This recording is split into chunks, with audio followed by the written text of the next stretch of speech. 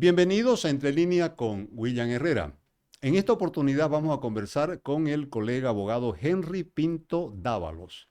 Henry Pinto Dávalos es un abogado litigante que ha salido en los medios de comunicación anunciando, o por lo menos se ha dado a saber, de que ha planteado unos 3 amparos constitucionales insistiendo en lo que se conoce el acceso a la información pública. Lamentablemente en Bolivia el Estado parece una caja negra que hay una suerte de impedimento a la información, cuando en otras partes, en otros países se pelean porque uno conozca la información, acá es todo lo contrario, cuesta conseguir información.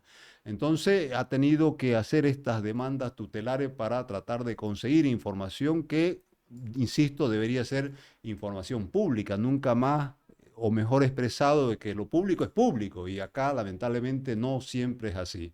Henry, ¿qué te llevó a hacer estas tres acciones tutelares buscando la publicidad precisamente, la transparencia del Estado boliviano? Gracias, Doc. Sí, efectivamente es como usted indica, ¿no? La motivación principal pasa por un poco transparentar el ejercicio del poder público y el ejercicio del poder político, ¿no? Norberto Bobbio ya nos decía, ¿no? Que básicamente el gobierno tiene una fase oculta que es el secreto que se conoce como el criptogobierno, que son básicamente aquellas acciones que están destinadas a guardar cierta opacidad o cierta oscuridad sobre el manejo de las cuestiones del ámbito público. En Bolivia pasa eso, ¿no? En Bolivia es muy difícil acceder a la información pública en todos los niveles. Vaya usted al nivel universitario, que es donde he trabajado, o vaya usted al nivel central, donde básicamente hay cierta reticencia de las autoridades a brindar información pública. Entonces, el móvil particular que me ha motivado particularmente a proseguir estas acciones, doctor, es básicamente lograr y generar una cultura de transparencia y de libre acceso a la información pública, partiendo además de la premisa de que, bueno, la Constitución Política del Estado establece una serie de derechos de control, ¿no? Derechos colectivos que permiten de alguna forma fiscalizar el ejercicio del poder público. Es el caso del artículo 21.6 de la Constitución Política del Estado, que reconoce el derecho de acceso a la información, ¿no? La doctrina sobre ese particular nos va a decir, por ejemplo, que este derecho implica que uno puede acceder libremente a cualquier información pública, salvo aquella información que tenga carácter de reserva. Solo que la información que tiene carácter de reserva tiene que estar definida por una ley en el caso especial. Y bueno, en nuestro medio no sucede eso porque en nuestro medio, más al contrario, cuando uno quiere acceder a una información de carácter público, se encuentra con una serie de trabas, frenos y obstáculos que básicamente no permiten el conocimiento de esta información que debe ser, repito, por esencia pública, doctor. No sé si tienes conocimiento, Henry, pero han habido varios proyectos legislativos, normativos, buscando precisamente eso, el acceso a la información pública, y no ha podido avanzar. ¿Por qué crees que no avanza Sí, todo esto? bueno, en realidad he tomado varios conocimientos de varios proyectos, efectivamente, doctor, en el sentido de que, bueno, hay proyectos que se han querido desarrollar para reglamentar el ejercicio de este derecho. Ciertamente, con algunos periodistas que pude hablar ya les expliqué que en realidad, con la base constitucional que tenemos en el artículo 21.6, alguna doctrina y alguna jurisprudencia, existe ya la facultad y el derecho que tiene cualquier persona para poder solicitar el libre acceso a la información pública. Y de hecho, claro, más bien pienso que de repente esa ley que vaya a reglamentar, de repente, si no está bien pensada, podría más bien convertirse en una suerte de obstáculo burocrático que impida el ejercicio de este derecho. En realidad, en grandes términos, este derecho no se lo ejerce en nuestra sociedad. Uno, porque la gente no está acostumbrada a fiscalizar, a controlar el ejercicio del poder público.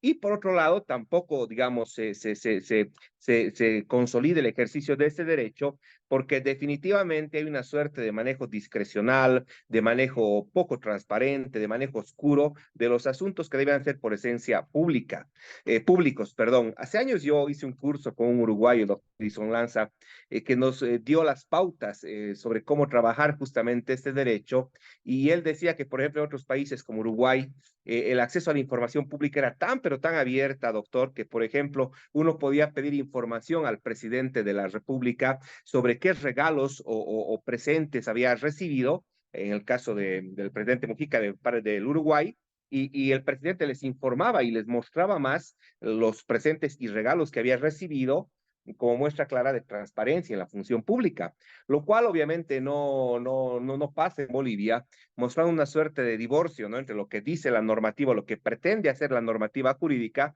y lo que pasa en la realidad de los hechos. Entonces No hay te- una falta de cultura, ¿no? Sí, pero no es que no tengamos alguna base normativa. Yo recuerdo que hay un decreto supremo de Hay. Carlos Mesa donde se disponía precisamente esto, pero en la realidad lo cierto es que el funcionario público, en vez de facilitarte, te tranca las puertas, te cierra toda Te tranca posibilidad las puertas. de Y ahí, buscar, ahí en viene este caso, la lo que le difusión. decía, ¿no? Efectivamente hay un decreto supremo, pero ese decreto en un momento en su redacción habla de acreditar el interés público en relación a la información que se quiere acceder. Y de hecho, cuando, bueno, el último amparo que logré en el fallo que se ha publicado recién, es justamente así, ¿no? O sea, yo pido el acceso a la universidad sobre la contratación de ciertos consultores y la emisión de ciertas resoluciones que debían ser públicas. Bueno, y me dicen que no me pueden dar esa información porque tengo que acreditar previamente el interés que yo tendría sobre esa información. Entonces yo les dije, pero bueno, no es así porque según el artículo 21.6 de la Constitución, al ser un derecho fundamental, cualquier persona tiene la libre facultad de accesar a esa información, ¿no?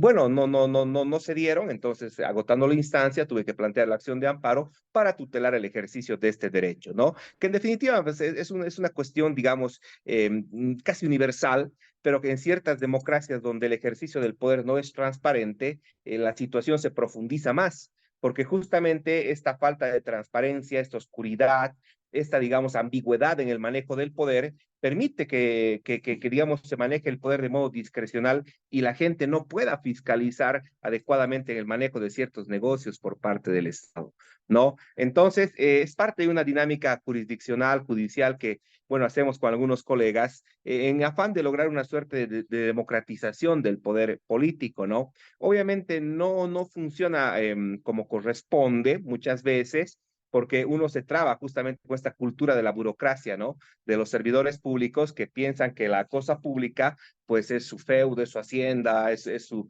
espacio donde solo ellos pueden particularmente manejar y gobernar, ¿no? Por ejemplo, en el caso de la universidad, solo un pequeño comentario, es bastante llamativo lo que sucede, ¿no? En la universidad, por ejemplo, se aprueban permanentemente resoluciones a nivel del Consejo Universitario y en las facultades hay resoluciones a nivel facultativo. Pero resulta que acceder a estas resoluciones es todo un calvario, porque para empezar, no hay una política de transparencia, para seguir, no hay páginas web donde se pueda uno colgar y bajar las resoluciones, y cuando uno quiere acceder a una carta o una petición, se encuentra con la paradoja, doctor, de que no le dan la resolución si es que usted no está involucrado en esa resolución, pese a que la resolución aborde la temática pública, ¿no? Esa Claro. es la gran paradoja. Es una contradicción, Henry, porque ahora, antes creo no era así, pero ahora pues, en el tema específico de los tribunales judiciales, por ejemplo, pese a que el proceso es público y siempre lo fue público, no es secreto salvo casos excepcionales, cuando se trata de menores, etcétera, etcétera, pero cuando uno va a pedir una información le dice, ¿usted es parte o no es parte? Claro, el pobre Exacto, funcionario que está ahí de atendiendo no tiene la más pálida idea de qué está hablando. Eso es lo que le exacto. instruyen y mecánicamente lo hace, ¿no es cierto? Cuando en definitiva la información pública es la más secreta que hay. Así es. Y el ejemplo que ustedes justamente trabajando ahora, que es la publicidad de los expedientes judiciales, ¿no? Lo que usted escribe pasa en tribunales y hay otras jurisdicciones donde incluso esta regla es mucho más rigurosa. Uno quiere acceder a un expediente, incluso un expediente de mi oficina, que está manejando mi oficina, digamos, y resulta que ni mis gestores pueden acceder al expediente, no le dan el expediente, porque tiene que estar acreditado o tiene que venir la parte. En otros lugares incluso te hacen dejar tu carnet, un sello de quién estás recogiendo, a qué hora, cuando la información y los expedientes son de carácter público, salvo reservas muy precisas que la ley establece, por ejemplo, derechos de menores, casos sensibles de violación y cosas así, ¿no? Pero en general hay incluso a nivel judicial esa suerte de cultura que se ha generado que no favorece a la transparencia, no favorece a la adecuada pues administración de los asuntos públicos. Y obviamente la democracia debe ser siempre vista como el gobierno público que se hace pues dentro de una administración también pues pública, ¿no? Razón por la cual esa suerte de oscuridad, de opacidad, como dice Bobbio, es una nota característica, ¿no, doctor? Que digamos, permea casi toda la cultura en la administración pública y que, bueno, es un poco la idea tratar de combatir, tratar de un poco disminuir estos bolsones de oscuridad para generar transparencia y así generar una suerte de control efectivo desde la sociedad civil frente al poder político que siempre pues tiene esa costumbre a manejar las cosas como si fueran su hacienda, ¿no? ¿Cuáles son las ventajas, Henry, de una transparencia total, digamos, o una transparencia al máximo de la cosa pública? Bueno, en realidad la transparencia debe ser la característica esencial de todo gobierno democrático, ¿no? Y las autoridades en realidad no debían molestarse en ningún momento por pretender o transparentar sus actos de modo público, porque la publicidad en definitiva es la garantía, la mejor garantía de que las cosas se están haciendo de modo correcto, de que se está administrando los fondos, los recursos, los bienes, las contrataciones de modo idóneo como tiene que ser y eventualmente solo en casos muy extremos incluso debemos llegar a las situaciones como a las que llegamos de plantear amparos para acceder a información que es pública, ¿no? Entonces, la transparencia, en definitiva, doctor, es una cualidad esencial sin la cual la democracia no puede existir, ¿no? Cuanto más transparente es un gobierno, va a ser siempre mucho más democrático, porque va a permitir, además, por ejemplo, controlar el acceso a la información que se genera en las entidades públicas. Y ahí viene un tema bien interesante, Doc, que es el siguiente, ¿no? En la Constitución también se ha incorporado, por ejemplo, una figura que son la rendición de cuentas, ¿no? La rendición pública de cuentas, que en el caso de las universidades, por ejemplo, no se las aplica. Y le comento, a ver, a modo de reflexión jurídica, yo hace un par de años promoví una acción de cumplimiento para exigir que en la Universidad San Simón, que es donde trabajo, bueno, se genere rendición pública de cuentas. Y claro, y el Tribunal Constitucional haciendo una precisión, una interpretación muy, digamos, muy semántica, muy textual de la norma, me dijo que no correspondía con una sentencia porque las universidades no están obligadas a hacer rendición pública de cuentas, ¿no? Claro, bueno, textualmente puede ser cierto, pero sistemáticamente, teológicamente, se debería atender una rendición pública de cuentas. Pero lo curioso también es que al día de hoy, estos espacios, doctor, de rendición de pública de cuentas que se dan en varias instituciones al inicio y al final de cada gestión, pues resulta que se han convertido también en actos protocolares, actos donde eventualmente se hace una rendición pública de cuentas, pero de modo light, de modo superficial, donde la entidad transmite la información que le conviene, con los datos que ellos manejan y que les conviene, y casi nunca existe un sentido autocrítico de lo malo o de los errores o de los defectos que ha podido existir en el manejo de la gestión pública. Entonces, creo que otra tarea pendiente también, doctor, en esta dinámica de avanzar en estos derechos de control, como se dice en la teoría, sería tratar incluso de ir perfeccionando y regulando, no sé si vía jurisprudencia o vía normativa, este mecanismo que es la rendición pública de cuentas también, ¿no? Para que eventualmente sea una rendición pública efectiva y no solo protocolar, de donde, digamos, se transmite datos en un hotel de 5 estrellas y se dice lo que le conviene a la institución y casi siempre acaban en aplausos y en grandes resultados de cada institución, desconociendo que a veces las cosas no son así, ¿no? Entonces, creemos que, a ver, la Constitución nos da cierta base que viene ya también de gestiones anteriores, como usted bien indicó, el acceso a la información. Hay un decreto de Carlos Mesa, efectivamente, pero que en definitiva falta mucho por recorrer y construir, ¿no? Tanto a nivel de doctrina, de jurisprudencia, como a nivel de práctica, para que eventualmente podamos tener gobiernos mucho más horizontales, mucho más transparentes, mucho más democráticos en todos los niveles, como por ejemplo también pasa en las alcaldías, donde pues se maneja mucho dinero, se maneja mucha plata en contrataciones millonarias y a veces no siempre estas contrataciones están regidas por ámbitos rigurosos o por principios rigurosos de transparencia o publicidad como debería ser, estimado doctor. La transparencia, entre otras cosas, también, Henry, lo que busca es dar confianza, dar Sí, credibilidad, seguridad, que es lo que no hay, precisamente una administración oscura, digamos, entre cuatro paredes, pues siempre va a generar susceptibilidad. así Entonces, es, la transparencia, entre otras cosas, también cumple esa función y además se convierte en un antídoto contra la corrupción, porque claro, así es, ¿cómo nos totalmente. enteramos de la corrupción? Nos enteramos de la corrupción cuando trascienden los medios de comunicación, no cuando lo hacen las autoridades competentes. Al contrario, más bien las autoridades muchas veces pareciera que se ponen de acuerdo para que no se descubran los hechos de corrupción. Quiero recordar, Henry, además que en la Carta Democrática de la OEA está la transparencia como una exigencia, como un elemento fundamental de lo que es el Estado constitucional de derecho. No podría haber un Estado, digamos, que se resista a ser precisamente eso, fiscalizado, controlado, supervisado, que es lo que se busca en definitiva con la transparencia, ¿verdad? Sí, así es. Si te das cuenta, un poco la historia de Bolivia ha estado marcada por esa suerte digamos, discrecionalidad en el manejo de ciertos campos de la gestión pública. Por ejemplo, en anteriores gobiernos había la práctica de los gastos reservados, ¿no? Que eran, digamos, ciertos fondos que no tenían ningún tipo de fiscalización, ¿no? Y ha habido, digamos, incluso en la historia de Bolivia, casos grandes de secretos de Estado, como por ejemplo la desaparición de Marcelo Quiroga Santa Cruz, que hasta el día de hoy nadie sabe dónde está, ¿no? Es el gran secreto del Estado, como muestra clara de a veces cómo se manejan los asuntos públicos, ¿no? En este gobierno al inicio se ha pretendido de alguna forma tratar de transparentar, pero luego hemos llegado básicamente a lo mismo, ¿no? No hay una política de transparencia, no hay un manejo adecuado de los datos, de la información que debería todo ciudadano conocer, y básicamente pues te das cuenta que al final, a pesar de los gobiernos, pues la tendencia a no transparentar, a ocultar las cosas, es una tendencia propia del poder, ¿no? Y eso obviamente favorece a la corrupción, favorece a la falta de confianza de la gente. De hecho, de alguna forma, los ciclos de los conflictos en Bolivia tienen un inicio y un fin, ¿no? Y usualmente los fines van precedidos justamente por una acumulación de malestar, una acumulación de crisis, una acumulación de corrupción, que desata pues toda una molestia en la gente que acaba pues sacando presidentes, sacando gobiernos a partir de las movilizaciones ciudadanas, ¿no? Entonces, creo que es una asignatura pendiente, es una asignatura importante,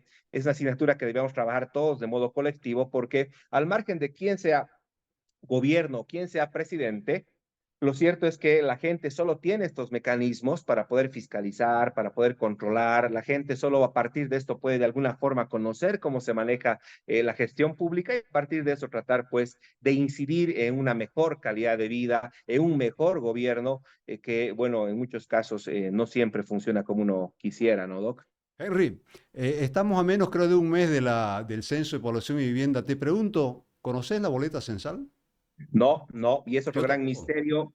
Hay muchos detalles tampoco que no se han definido cómo es la boleta, cómo son los datos, cómo se va a realizar el trabajo en sí, ¿no? Y ojalá que el manejo de los datos que salgan del censo, doctor, también sean transparentes, porque eso va a incidir directamente no solo en un tema tributario económico, sino además en un tema de representación territorial y política, ¿no? Eh, Y pues quizás eso genere un conflicto si es que no se maneja de modo transparente, ¿no? Creo que la sociedad civil y las organizaciones en su conjunto debían trabajar mucho más en temas de transparencia y rendición de cuentas y acceso a la información pública, Doc, porque en definitiva, bueno, al margen de lo que uno pueda hacer, son los únicos mecanismos legales, jurídicos que uno tiene para poder acceder a esta información, ¿no? De hecho, un poco es la finalidad, ¿no? Tratar de empoderar a la gente, tratar de mostrar que sí se puede, por ejemplo, generar una suerte de cultura compartida de transparencia al margen del gobierno o la autoridad que se encuentra al frente, ¿no? Entonces son asignaturas pendientes en la democracia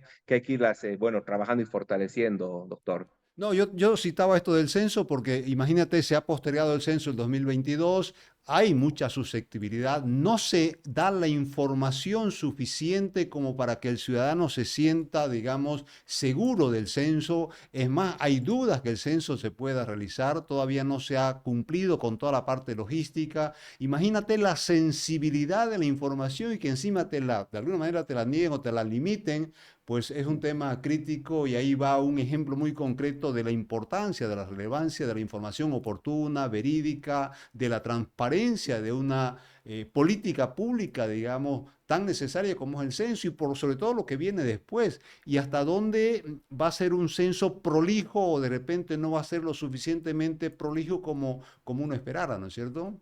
Así es, no solo ahí, ¿no? El tema de las reservas internacionales, el tema de la situación real de yacimientos. Hace un par de días el expresidente Morales ha denunciado que Yacimientos está básicamente en una situación de quiebra, pero datos concretos no tenemos, las páginas web reportan poco, igual, de alguna forma, los datos económicos que se manejaban en la página del Banco Central también ya no reportan lo mismo de antes. Entonces, esa falta de transparencia pues acaba pues mermando la legitimidad y la credibilidad en relación a un gobierno, ¿no? Y eso en definitiva no está bien porque en última instancia todo gobierno se debe y se debe de ver siempre a la sociedad, a la gente que pues es el que sostiene, es el que trabaja día a día, la gente que asiste a su laburo para querer generar un dinero y eventualmente paga sus impuestos, ¿no? Entonces, usted ve con esos ejemplos, Doc, de los expedientes judiciales, del manejo en la gestión pública, de las contrataciones, las inversiones, la política económica, que en Bolivia hay nomás una falta de transparencia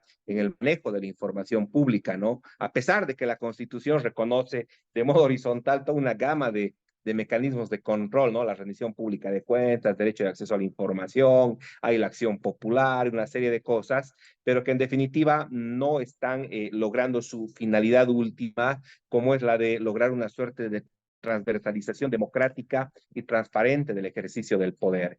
Entonces, creemos que estos pequeños aportes, Doc, pueden ayudar de alguna forma a tratar de un poco incidir y que otros colegas, otros estudiantes o cualquier ciudadano también pueda de alguna forma tratar de generar este tipo de iniciativas para, obviamente, mejorar la calidad del gobierno que existe, pues, en Bolivia, al margen de quién sea el presidente o no, estimado doctor. Para ir cerrando, Henry, puntualmente, ¿cuáles son los temas, los secretos de Estado que en principio deberían gozar de una cierta reserva? Por ejemplo, en la doctrina se reconocen los secretos militares, ¿no? Que básicamente tienen su fundamento en razones de orden geopolítico, ¿no? Por ejemplo, hay secretos militares, como por ejemplo compra de armamento, por ejemplo, definición de ciertas estrategias o ciertas acciones a nivel de Estado, que de modo general en la doctrina se reconocen como una suerte de excepción a este régimen de transparencia, ¿no? Y eso está casi reconocido de modo universal. Otro segundo elemento que usualmente la doctrina suele referir, doctor, es referido a los datos muy sensibles o personales, es decir, datos que puedan afectar directamente la dignidad y la integridad de una persona, ¿no? Por ejemplo, una persona a lo largo de su vida va generando ciertos datos y hay ciertos datos que son tan sensibles como, por ejemplo, su orientación sexual, sus antecedentes de salud y cosas así, que merecen cierta reserva por parte del Estado y que no pueden ser públicos. Pero la regla general es que eventualmente para que una información sea declarada como reservada y no pública, debe mediar una ley que defina tal condición, de modo tal que no es la discrecionalidad del poder o del funcionario que define qué información es oculta y qué información no es oculta, sino que debe haber una ley que eventualmente defina el carácter de reserva de esa información pública. No conozco muchas leyes en Bolivia en ese sentido, pero la doctrina te da ese par de ejemplos que nos pueden ir de alguna forma ilustrando para desarrollar una suerte de legislación quizás en el tiempo próximo, doctor. El caso de los procesos a menores, Henry, también así, ahí hay una norma que es Sí, muy clara en ese sentido de declarar la reserva cuando se trata de menores, insisto, exacto. ¿no? Es por la identidad, por la dignidad de los menores, ¿no? Que más se han sido Eso, víctimas ¿cómo lo de algún protege acto eso, verdad? sexual. Algo que está muy cerca ahí también, Henry, y con esto vamos cerrando, es la libertad de expresión. O sea, ¿cómo podría ejercerse una libertad de expresión si lamentablemente no te permiten el acceso a la información que, Claro. reiteramos, debería ser pública, ¿no? Claro, y particularmente periodistas, analistas, académicos requieren contar con información pública disponible para además dar un criterio y tener información fidedigna, ¿no? Sin información fidedigna, pues uno básicamente no puede hacer mayor análisis, no puede hacer mayor balance o acaba especulando sobre los temas que uno le pueden preguntar, ¿no?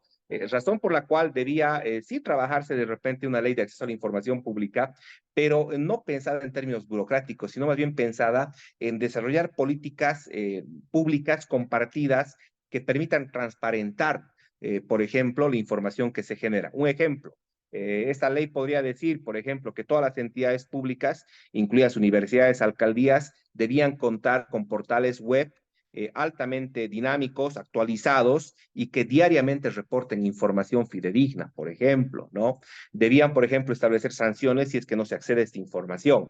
O, digo, ¿no? Como idea general, ¿no? Porque si pensamos de repente en una ley que más bien genere trabas y genere condiciones y genere burocracia, más bien se va a generar el efecto contrario de lo que realmente se pretende, ¿no? Imagínate una ley, un espacio, un portal donde te pudiera informar periódicamente y todos los días, por ejemplo, el tema de las reservas internacionales, el Así precio es, del dólar, dónde hay dólar, la gente está exacto, enloquecida ahorita con el exacto. tema dólar. El Ah, dólar, el tema de, incluso hasta en ciertos lugares, por ejemplo, las alcaldías con la nueva constitución promulgan leyes, ¿no? Tienen leyes municipales, pero es todo un misterio a veces encontrar las leyes municipales que no hay. Yo me acuerdo que hace un par de años hicimos una práctica así con los chicos en la universidad para de recopilar la mayor cantidad de leyes municipales en Cochabamba. Y fuimos casi a todos los municipios, ¿no? 30 municipios y fuimos a todas las provincias casi. Y resulta que no podíamos encontrar las leyes ni en el mismo municipio, porque resulta que el ex abogado, el ex asesor o el ex alcalde se había ido con las leyes en su maletín. ah, No había dejado ni una copia en la institución. ah. O sea, no, y peor, había página web, peor, había un archivo, no había nada. Entonces había que ir hasta la casa del ex alcalde, explicarle, rogarle 3, 4 días, y él veía más o menos qué ley te podía dar y las que no quería no te las daba, ¿no? Entonces, es la mejor muestra de cómo se maneja a veces la gestión pública, doctor. Definitivamente, no sé si coincidimos, Henry, pero digamos, estamos en la cuarta revolución industrial, cuando ya se habla de la inteligencia artificial, de las redes sociales, donde supuestamente todo es público, pero lamentablemente la cosa pública, va la redundancia, es lo menos público que hay. Es lo menos público, sí. Hay una frase que resume bien eso, ¿no? O sea, la gente tiende a publicitar todo en redes sociales y al punto tal que dice, estoy en el Face y no existo, ¿no? Y luego existo, digamos, ¿no? Pero resulta que los datos sensibles del manejo del Estado, las inversiones, el dinero, el manejo de la economía, no es tan público como uno pretendiera ser, ¿no? Entonces es la gran paradoja, ¿no? En tiempos de absoluta publicidad, donde el mínimo se vuelve público, pues resulta que el Estado no se vuelve público, el Estado más bien tiende a cerrarse cada vez más y volverse pues una suerte de caja de Pandora, ¿no? Donde hay que ir sacando a la fuerza cierta información para acceder a ciertos datos, ¿no? Paradojas contradictorias del tiempo actual, yo diría. Listo, Henry, te agradezco por la conversación que hemos tenido. Un Y abrazo. a usted, doctor, qué gusto verlo saludable, bien,